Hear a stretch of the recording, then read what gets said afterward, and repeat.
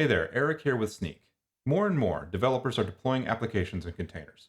This requires us to create and maintain their image definitions as part of our source code. This adds a new responsibility to not only write secure code, but we now also have to choose operating system level dependencies that are codified into those Docker files. Today, I'm going to show you all of the ways Snyk can help you make sure the images you're coding up are secure and stay that way. Snyk can scan containers from multiple stages in your pipeline, including your Kubernetes deployments, container registries, continuous integration systems, and even right at your developer desktop. In this video, I'm going to show a few of these, but I want to start at what I think is your most important, that is your desktop. Okay, so here we have a tiny Tomcat 8 container Docker file.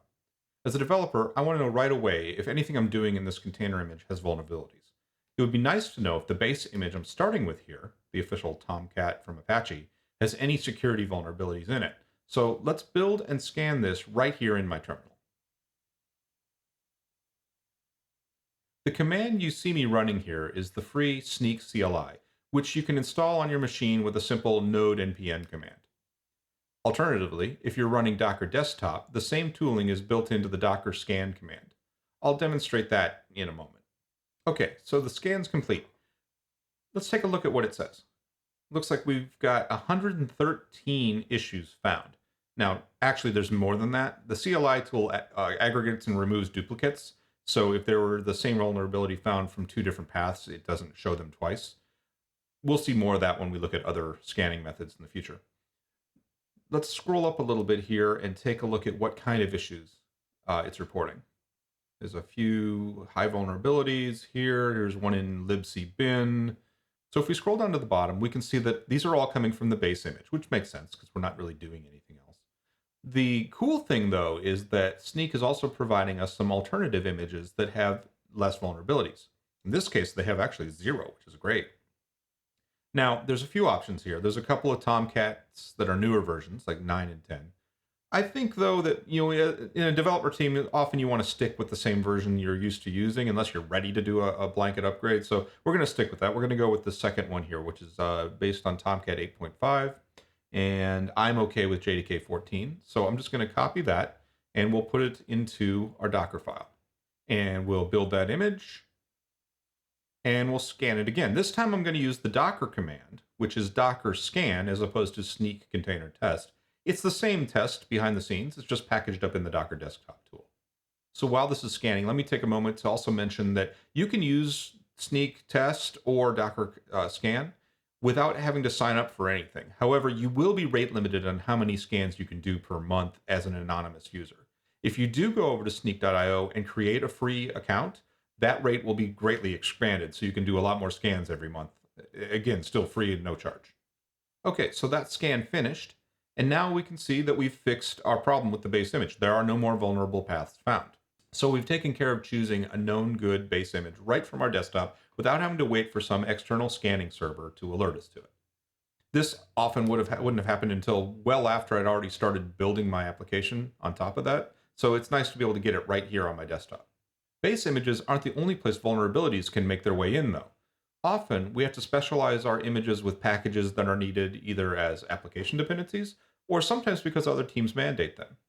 Let's say we've been given the requirement that wget must exist in the container for operational needs. And I know for a fact that this Oracle Linux-based Tomcat image does not have that.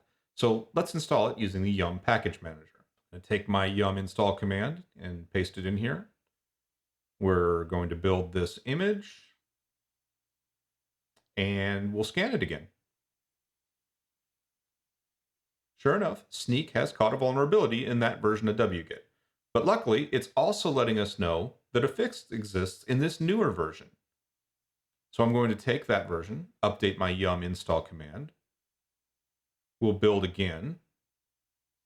And again, we'll scan. And there we go. It's fixed. You can see that not only does Snyk Container Scanner allow you to catch these issues right in your desktop, but also helps you with fix advice as well. Snyk is also commonly run in CI/CD pipelines, either as a simple shell command, just like we've done here, or via integrations that exist for several popular CI systems. Let's take a look at one example using GitHub Actions and the GitHub code scanning capability. Okay, so we're looking at a very simple GitHub Actions workflow YAML file. It's got the standard stuff at the top about setting up for pull requests or pushes to activate, and then it's going to build a Docker container, push it to DockerHub. But the interesting part is here at the bottom where we have the Snyk container scan action. This is going to run the same kind of a scan, and it's going to take the output and pipe it into the GitHub code scanning action. The serif format is the format that that thing ingests. So let's take a look at this in action. So here we see my GitHub empty repository. There's nothing in it. All I've done is added my secrets in the secrets tab for my DockerHub and Snyk accounts. We're going to go ahead back to my terminal, and I'm going to push this repository up to GitHub. There we go. Let's refresh our page at GitHub, and we can see the content is there. Let's dive right over to the Actions tab so we can see what got triggered. And ignore that comment. That's just the comment on my git commit.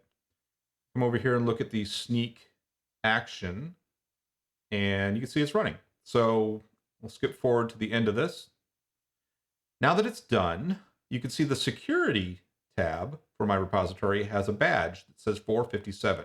These are the code scanning alerts. So we're going to open that up, and you can take a look at all of the different high severity, low severity, all the different issues. Now there's 457 here. And if you remember from before, I said the CLI removes duplicates. Well, they're not removed in this case. We're seeing every single vulnerability, even if it's a duplicate, because you could get to it from different dependencies. Now, of course, you can click on one of these and you can see GitHub's view of how they present it to you. And there's all the information. You can click show more and get references on all of this. But actually, let's jump over to DockerHub, because I told you we pushed that image also to DockerHub. And if you have a team or a pro account on DockerHub, you can see vulnerabilities there as well. And this just happens just from pushing. This has nothing to do with GitHub, really. We can see that we have 73, 54, and 330. Again, these are not deduplicated, so you're seeing all the vulnerabilities. I can click on one of these little lozenges here, and as it loads, there we go. We can see all of the first page full of high vulnerabilities. And if you open up, it's got a nice hierarchical view of where that library is coming in. Now, we could dig into more detailed analysis at snyk.io. I'm not going to go down that on this demo. I encourage you to go to snyk.io and take a look at some of our documentation and how that works, though.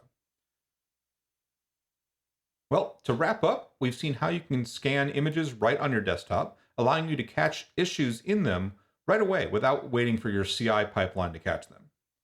Next, I showed you a simple GitHub action that populates the code scanning feature built into GitHub. There are many other integrations with popular CI servers as well. Finally, we looked at the built-in Snyk scanning in DockerHub. Additionally, there's also a Snyk monitoring tool that can be deployed to your Kubernetes clusters that will watch for and scan images as they get deployed there. That's a demo for another time, though. You can get started scanning your images right now. Simply visit snyk.io to get installation instructions. And while you're there, be sure to sign up for your free account to increase the number of free scans you can do each month.